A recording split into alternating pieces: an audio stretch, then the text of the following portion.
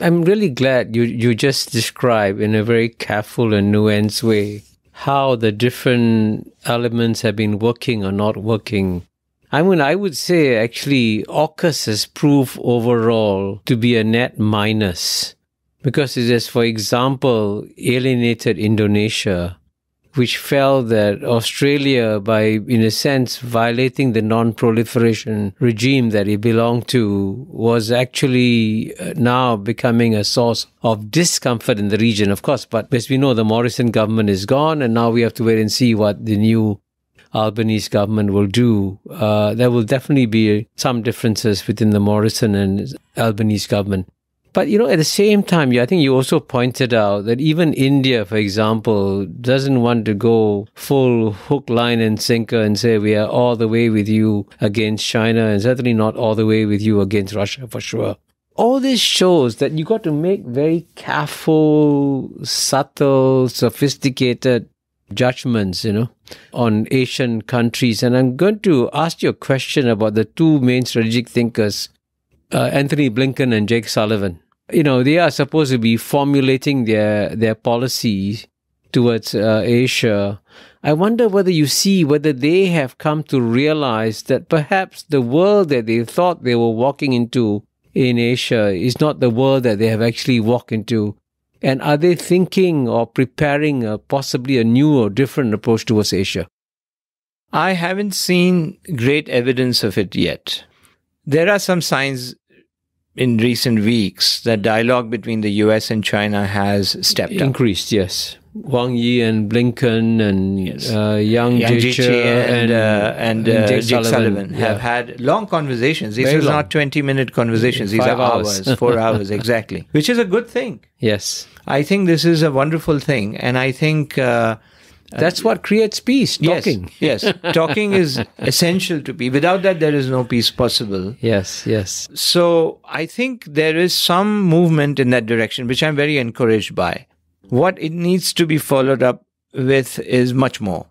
Now, in terms of the strategic thinking of the Biden team, as I said, there is this sense that China will, if not constrained, it will overwhelm the United States in many ways. In fact, President Biden made a statement in his first press conference. He said that under his watch, China will not become the world's leading country, will not become the world's wealthiest country, and will not become the world's greatest power. Now, when I read that statement, I was puzzled because what he was saying was that presumably he wants it beyond his term, that China, with 4 times the population, is destined to be at a GDP that's the same as the US. So an average Chinese person should be destined to live at 1/4 the living standards of an average American.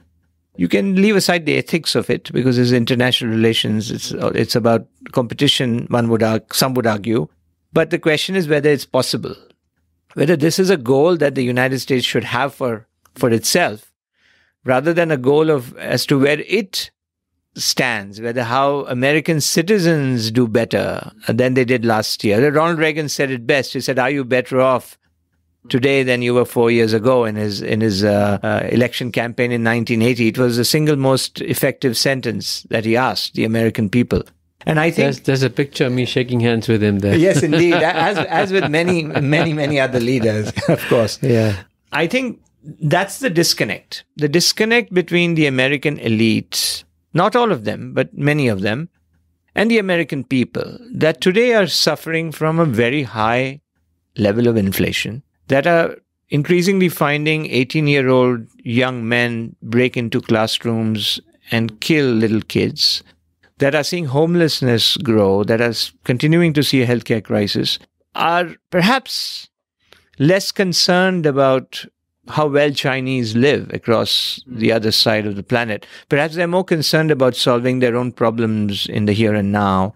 And this is a disconnect, I think, where the foreign policy of the middle class promised by the Biden team hasn't yet been practiced or being translated into actual policies. I'm glad you emphasized that a foreign policy for the middle class hasn't worked. And I want to emphasize that, as you know, the United States has a lot of friends in Asia. And ASEAN actually was created as a pro-American organization in 1967. And when ASEAN was created, it was denounced by Moscow.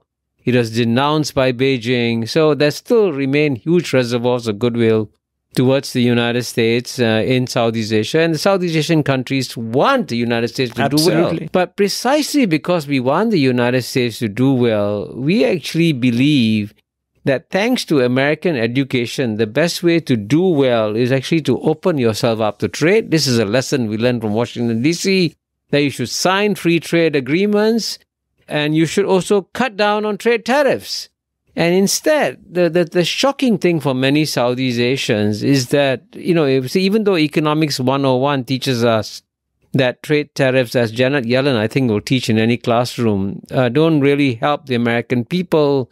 They actually harm the American people because they harm American consumers, American workers, American competitiveness. And one would have thought that at least the easiest thing that Joe Biden could have done would have been to at least remove the tariffs or reduce the tariffs against China.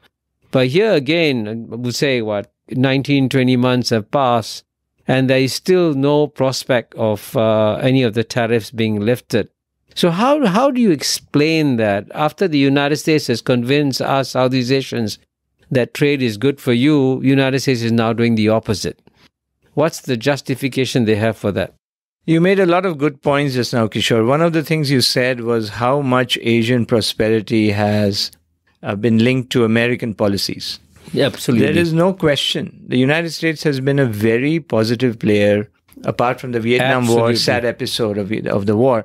Outside of that, its economic and trade policies have defeated communism in this part of the world, have shown in many ways, and combined with the hard work of the region, of course.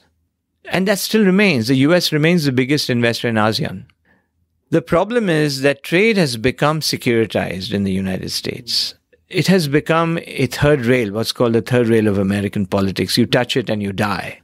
Both parties are very shy of signing new trade deals. The Congress has become very tough on trade deals. So I think the Biden team would agree with you.